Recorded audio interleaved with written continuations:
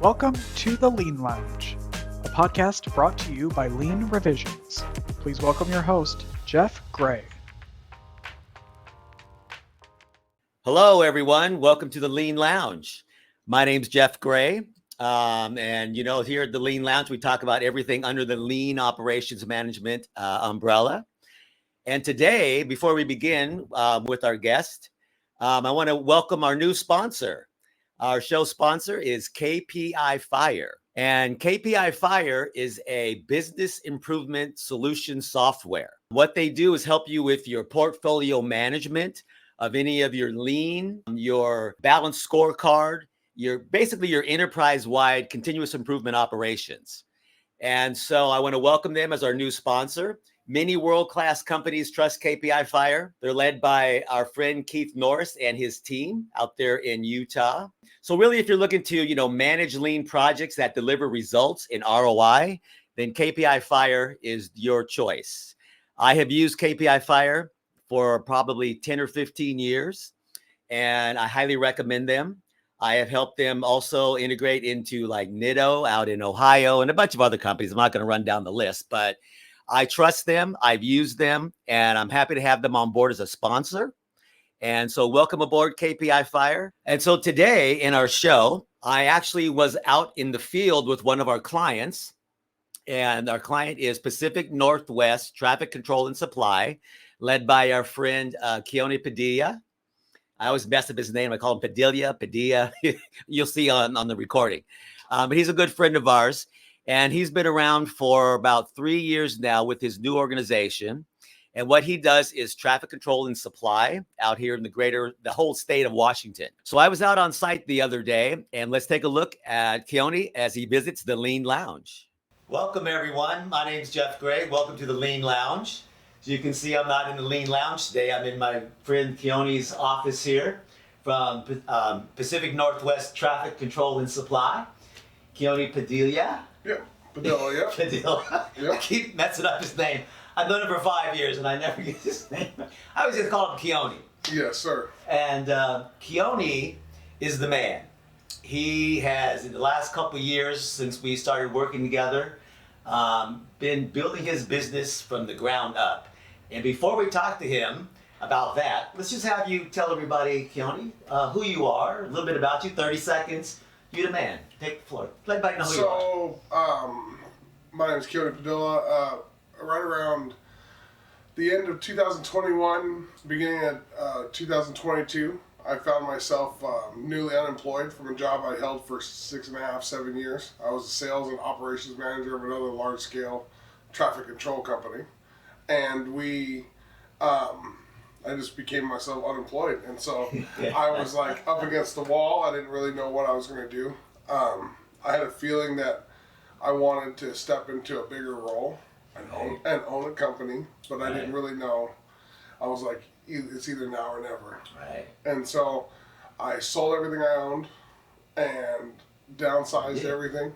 Okay. And started P&W Traffic Control, or Pacific Northwest Traffic Control and Supply. And so just went back out and started doing the same thing I used to do every single day.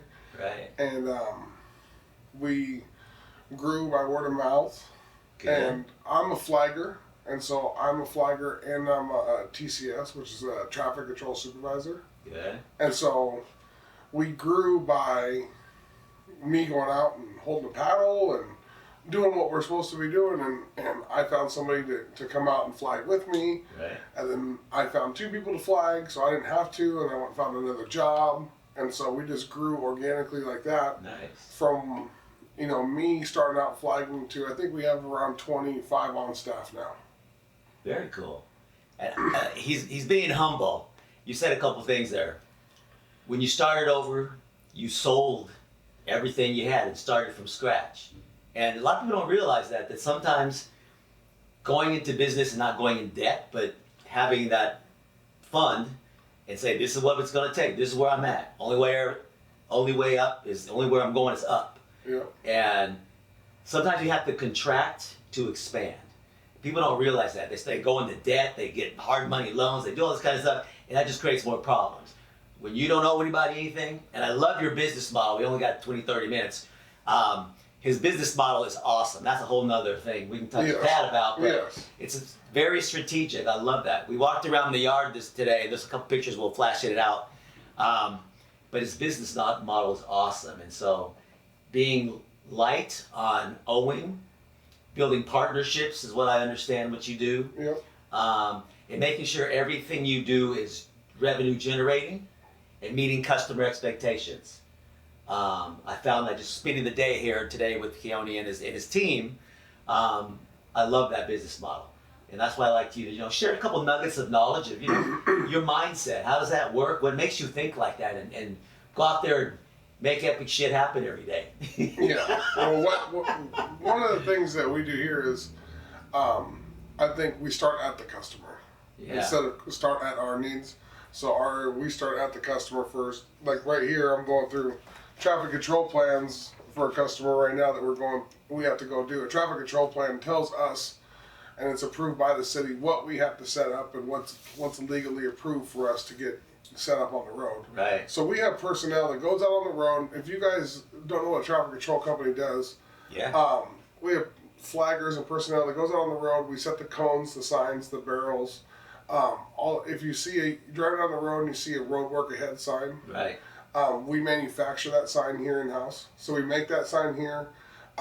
We have that sign available for rent or for sale to other customers, or we use it with our flagging company, and our flaggers will take that sign out and set it up. So anytime there's a work zone, you see the cones, the signs, the people, it could possibly be P&W traffic control out there. And so, like I said, we don't have 100 guys on the team, but we got a good crew, solid crew, good people that care about what they're doing, care about the motorist, the general motorist, because that's, you have to.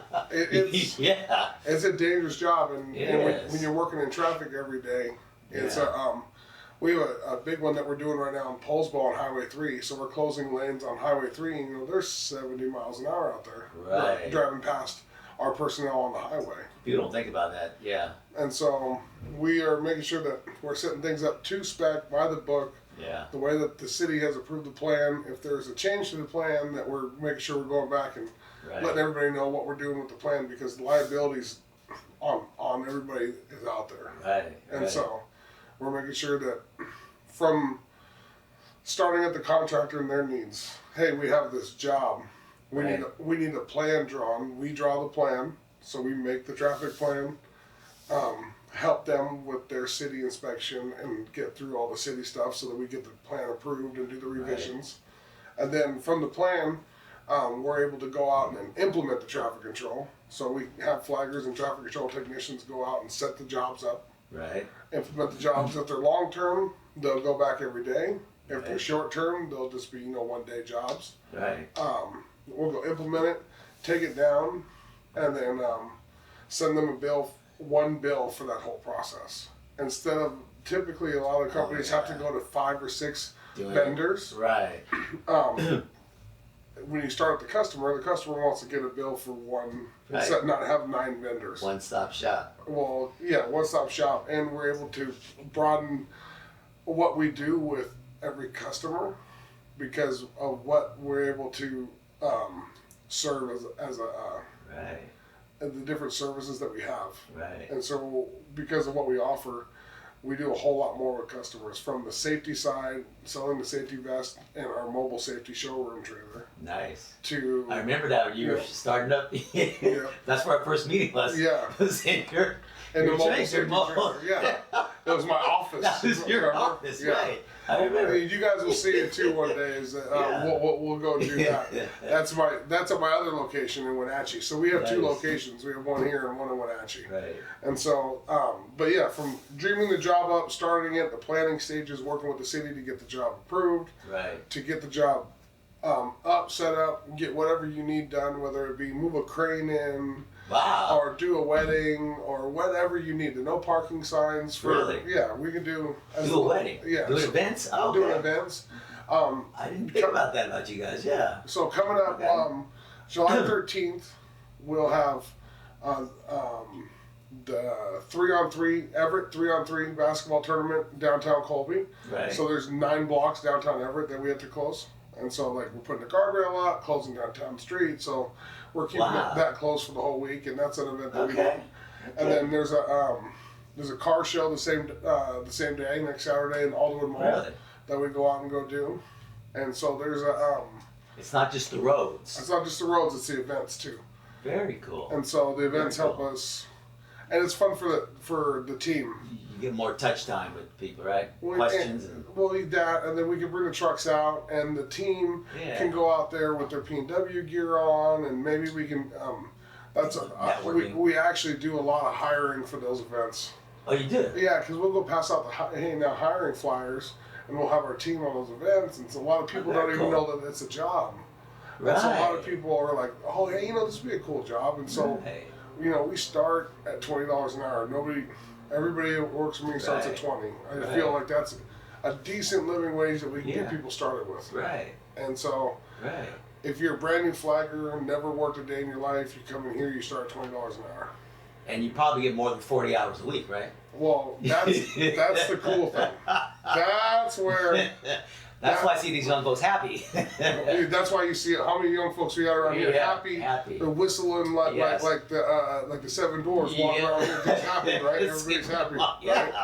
Right? Because high five, all you know, you walk in the door and give me a fist bump. Hey, what's up? I'm like, hey. You get 16-year-old kids and they're happy working. Nobody's mad, right? Well, how the flaggers get paid is they get paid, and this is when they're on with the customer. Flaggers get paid time and a half after 8.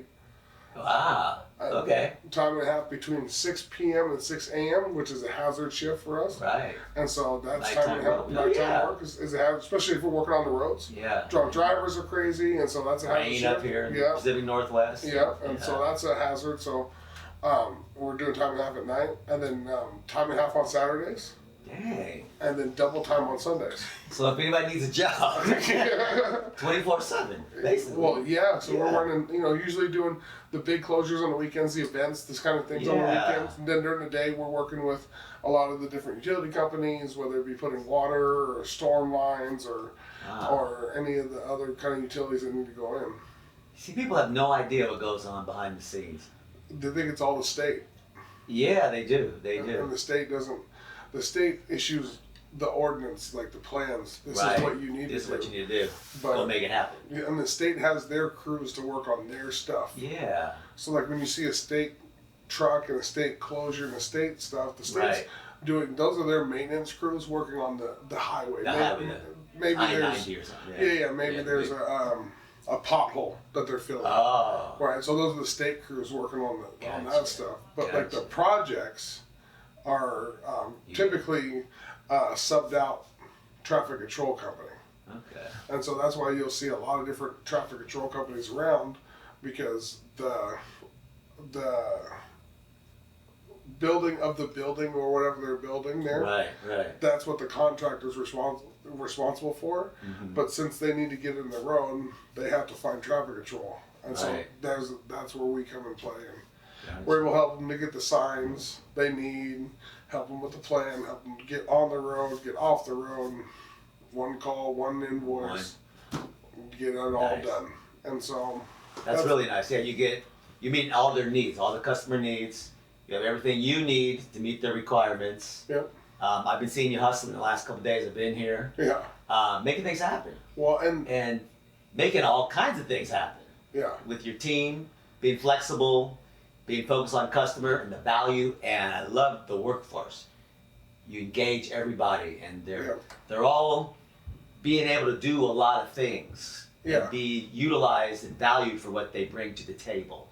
Not everybody does that. Not everybody has that mindset as a leader, and knowing 3 years ago you were in a trailer the size of this office. Yes. Because I was there. Trying to figure out how to bill and do all that stuff. Right, trying to figure out how to bill, how to do everything. Yeah. To now, you're in this big yard, you've got 20, 30 people. Yeah. You're meeting customers' needs, you're making some serious revenue flow. Yep. So 3 years ago, what was your vision? And how did you get from there to here? What did you do? What were challenges? What's your vision? What's your nuggets of knowledge, folks? I knew a few things. I'm one of these people that knows when to get out of his own way.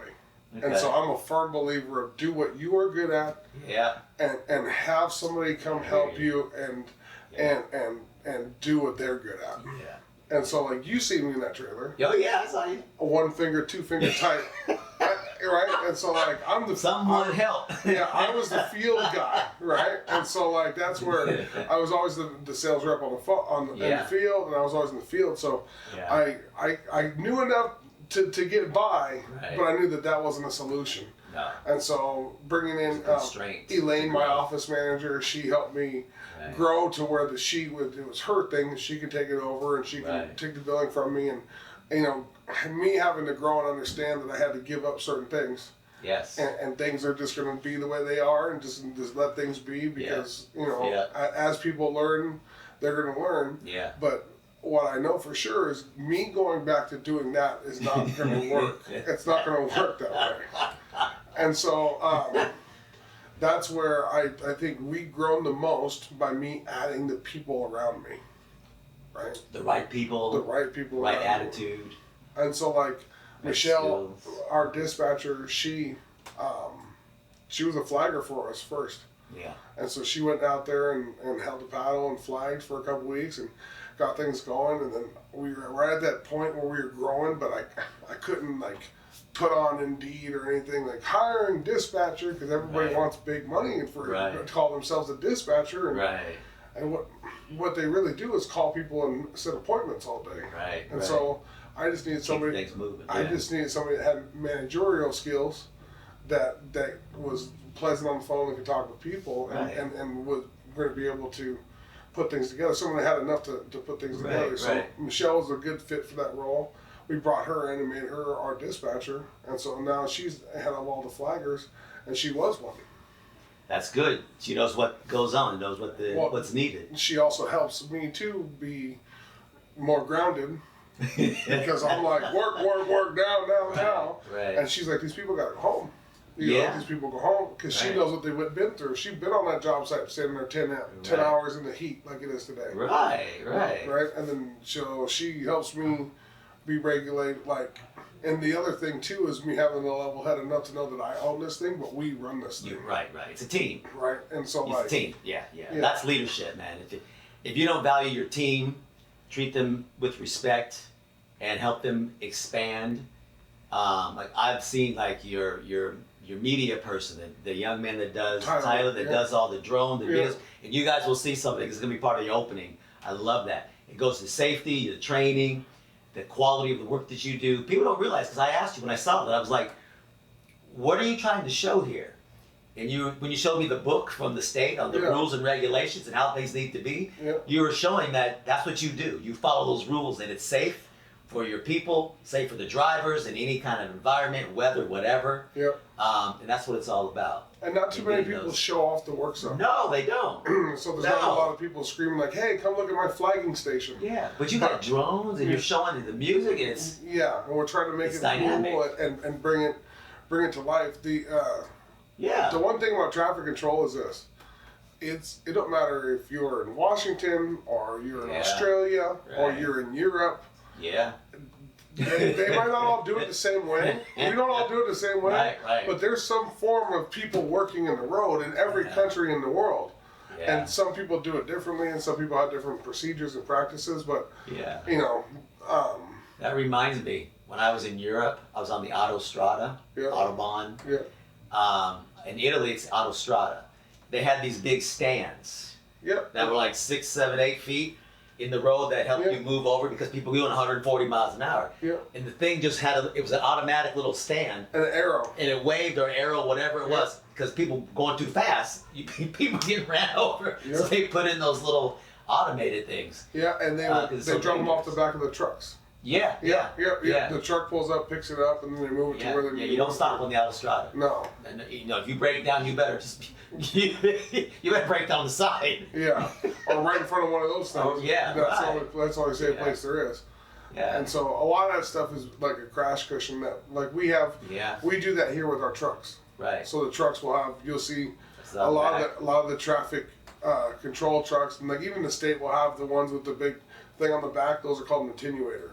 Right. And so the attenuator deploys, and what that big thing on the back of the truck that it deploys is for is it cushions the impact, and it dramatically reduces the speed of impact. Yeah. And so that is a safety mechanism for the driver that's hitting the truck, and for the people that are on the truck. And so all that stuff is engineered to save the driver's life, and the life of the people on the truck. And so that's why, you know, some people build those things in their backyard, and we can all see the ones that are like, what?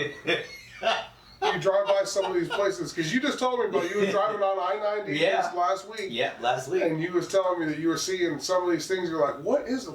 What kind of raggedy is that? I saw all different types. Yes. And so regulations there.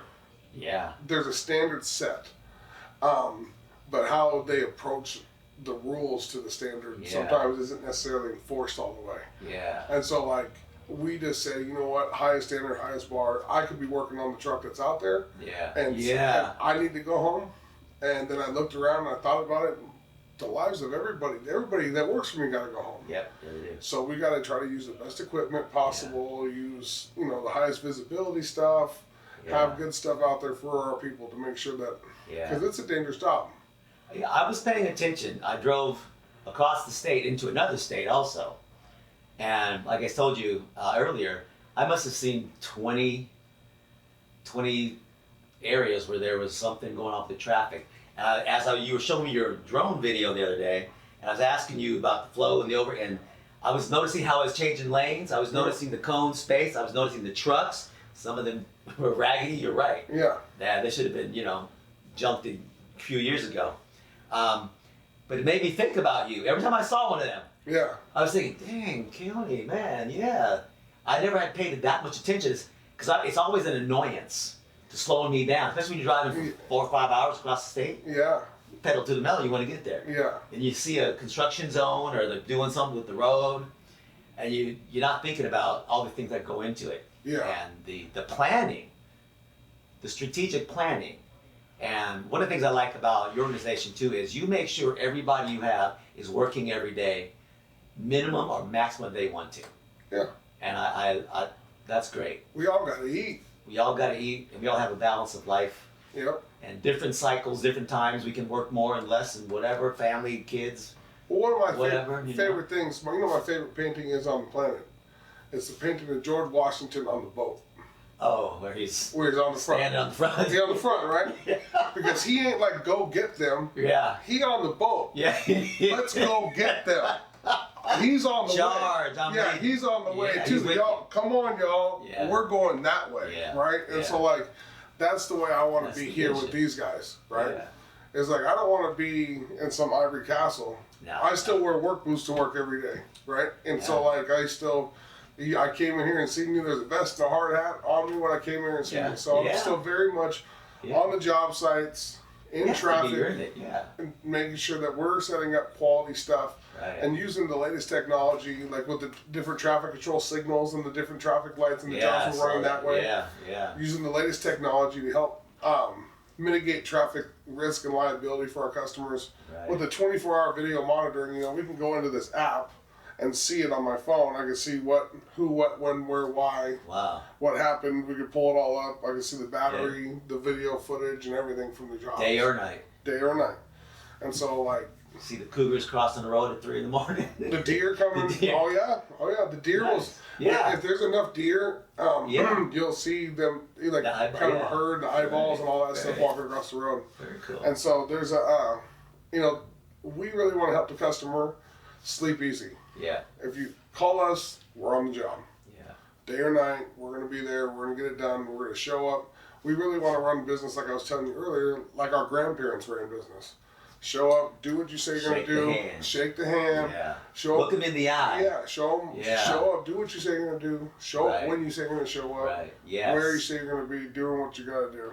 And exceed expectation. Everybody that works in traffic control as a supplier typically goes home at 9 to 5, Monday through Friday kind of hours. Right. I mean, we'll be in here till 6, 7 o'clock every night. Right. Just because we want to make sure that it's done right. Right. There's right. there's a lot that goes into this stuff, and like especially when we're doing, like this weekend, we just moved a transformer for Seattle City Light. Wow. Into one of their transfer stations. Right. And we had to have a road closed with equipment in the road right. for 27 hours. So we just ran a 27-hour shift in downtown Seattle this weekend. So we are there, you know, protecting people's equipment and like letting traffic in and out day and night. Right. All-Star Weekend. Very cool. Yeah. Remember All-Star Weekend we just had here? Yeah. All-Star Weekend we were moving uranium into downtown Seattle. Really? Yeah. And uranium. Uranium. And so, top secret project? Well, no, MRI machines. Oh, for hospitals. Hospitals. Oh, yeah. And there's a thing called a giga-knife. Right. And the giga-knife for hospitals has a uranium core, and every 6 or 7 years they need to recharge their uranium core. Really? So, yeah, we were moving uranium into downtown. So you had to block a block? Wow. Snipers on the roof, FBI escort, the full meal deal. Damn. Yeah. Yeah. I didn't know that. Man. Flaggers standing on the street corners of like yeah, that thing goes one way and it comes here and then it goes in and then they come back out and it goes away and that's. And they didn't tell anybody in town during All-Star Week. You had what? You had thousands of people down there and had no clue. But it was safe. Nothing was. It's not like a weaponized thing. Right, but still just it's a medical thing. Yeah. But you know that's expensive and we're in there where everybody's be in the right hands. Everybody's out of the way. Yeah. There, you know, we were able make to. It smooth. There was one day that fit for not only the caravan but for the FBI and the mayor's office, like because when you do stuff like that. Yeah, it's got to be coordinated. It's got to be. The jurisdictions is above people's pay grades. It's out there when they move that kind of stuff. Right. And so like we just get told. I think we get told 2 days, 24, 48 hours. Sure. So here. Yeah. Tomorrow. You're here. Here. Yeah. You know, so like they don't tell anybody till they need to tell. Right. people. Right. So Need like, to know basis. All of that stuff is above anybody's. But that also is a good testament to your reputation and to your work ethic and your quality. If they can call you and in 2 days you can make it happen, Yeah. then that says something about how you've grown your business and what you do to keep everything We moving didn't have the people, to be honest. Yeah. So you know what I did? Make epic shit happen. I went and did it. I just went and did it myself. I said, you know what? I'll go do it. They had a flagger out there for. They had a flagger out there at halftime because you know my phone rings as the business owner. My phone rings all day long. And I'm glad you said that because when I work with some leaders in organizations, when I tell them go do the work you have your people do, they look at me like I'm crazy. How is you going to understand what your people do and what your business, how it's operating, if you are not willing to go do the work? I just told some client this last week. My road trip was to a client to talk about lean and operations. And I said, go do the job and see what your people are complaining about so you understand. And he looked at me like, I don't want to do that. That's what the leader of the organization said to me. And I was like, it's not how you do it, man. It's not how you fix things. It's not how you get better. No. It's not how you keep your people. Yeah, and that's in the age where everybody's attention's gone in 2 seconds. McDonald's will run a $30 an hour ad when you're gone. Right. And you're going to put months of training people. Right. And you can't just put people here's a car, go stand on the side of the road. Right. You got to have a lot of people do. Yeah. But I just don't believe in that. No. And so like it's just not what it's disaster. Not. Yeah, no. Disaster, And everybody's seen those people that shouldn't be standing on the side of the road that are scared to death. You drive by them, and they got the paddle turn, and they look scared to death, right? And like they don't know, you know. And so like you drive by one of our people, they look confident. They look like and they understand what their job is. Right. They set the signs up, so they understand why the signs are set up. And like I tell everybody, you know, it's the easy ways to learn. Like I tell all my people. This is how you set it works on it, is you tell a story. Yeah. They're like, what does that mean? I said, well, the first sign is always road work ahead. So you're telling everybody there's road work ahead. Watch out, look out, yeah. The next sign, typically, when we're doing like a back road where it's 2 lanes and you got to, one's closed and you go around the other one. Right. I said, the next sign is typically always be prepared to stop. Right. And then we're telling them, hey, there's road work. you should be prepared to stop. I said, the next sign is usually a flagger sign. And so now we're telling them, hey, there's road work ahead. You should be prepared to stop because there's a flagger. There's people. There's people on the road. Right. And so now, when I explain this to the employees that way, they're like, oh, that makes so much sense. So then when they do complicated stuff like this, where they're like on the wall, turning lanes sideways and going around the corners, we're just telling the story. You're just telling them what to do. They need to, the right lane's closed, merge left lane's closed, merge right, and put all the stuff in because we're telling the story of what we're doing here. Right. All right. Thank you, Keone and team out there. As you can see, he's very busy. He has a great operation out there, and in 3 years, he's gone from, like you said, from basically living out there in a trailer into making some serious things happen out here in the state of Washington, and gone to about a low 7-figure business in just 3 years with a team of about 20. So congratulations, Keone. Continued success. Thank you for listening. My name's Jeff Gray, and we'll see you next time on the Lean Lounge. For more information on today's show or to become a sponsor, visit leanrevisions.com. Join the virtual studio audience by emailing podcast@leanrevisions.com for tickets. Follow us on YouTube, LinkedIn, Instagram, and X. This podcast is hosted by Jeff Gray, produced and edited by Make Your Day Richer.